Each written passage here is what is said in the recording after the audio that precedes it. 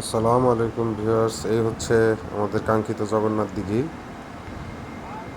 তো সামনে দেখুন, মনে হচ্ছে বড় ভাই একটি মাছ লাগিয়েছে, আমার শ্রদ্ধেয় বড় ভাই। দেখা যাক মাছটি কি মাছ। অনেক চেষ্টা করতেছে ভাই মাছটি যেন সুন্দরভাবে নিয়ে আসতে পারে।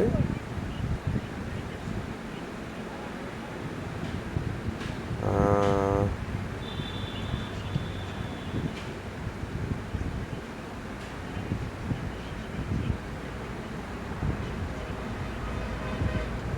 মাছটি বামের দিকে চলে আসছে, বামের দিকে চলে গেছে। টানেন টানেন আমগো লইতেছে, টানেন টানেন টানেন বাবু, এটা লইছে লক্কা সাইড,